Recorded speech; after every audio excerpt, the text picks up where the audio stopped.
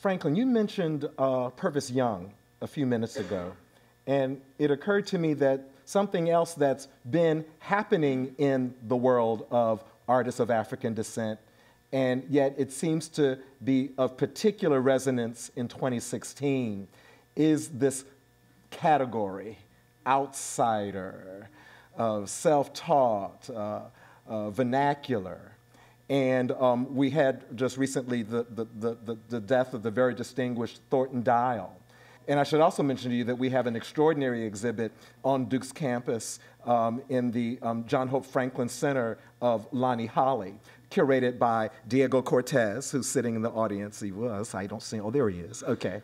So I want to mention this idea of the outsider artists in the 21st century, this artist who often is a person of African descent, often is not living in New York City, more like Alabama or Louisiana, who hasn't been a part of the scene in terms of the art schools and or you know, what have you, but at the same time is found, and one realizes that there's something quite special there that might actually have resonance with the David Hammonds and other artists who seem to kind of see the world and use the world as part of their art.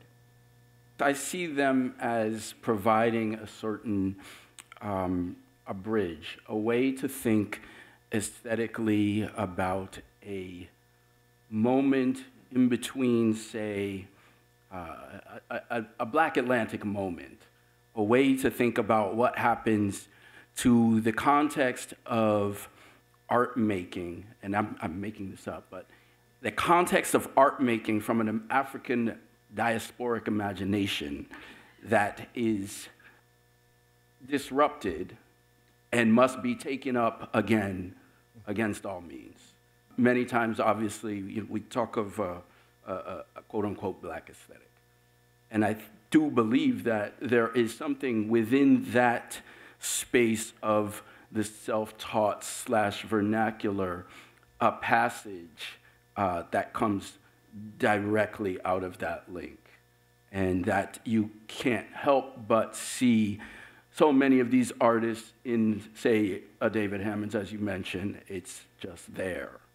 And so that has been something that I've just found to be revelatory over and over again. Like looking at Mose Tolliver in the galleries now, I forget, there's one moment here where you have, is it clay on the bottom? Yeah. And then just above that, I think it was Tolliver. That's right. So those sort of juxtapositions illuminate not only a history within the Western canon, but then also illuminate what happens in different contexts, and most specifically, since we are here, a context that originates very much in this space.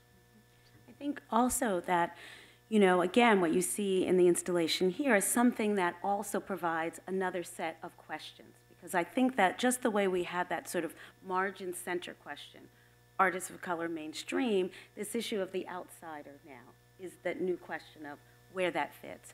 You know, we had the privilege a couple years ago to have an amazing exhibition done by our former curator, Thomas Lax, who's now an associate curator at the Museum of Modern Art, called When the Stars Fall from the Sky. And he posited this as a way to understand a kind of regionalism, right? So where does the South fit into an understanding of a kind of Black practice, a kind of Black aesthetic making? And that exhibition put together this idea of the self-taught, the outsider, with the conceptual, but tied it to this sort of rootedness, right, around a sort of Southern identity. And it really was an exhibition that was about opening up this question of how we can understand this idea of the self-taught, the outsider, in complex ways. I mean, the market has a way it's understanding it, right? And we know that those confines sometimes can get very narrow.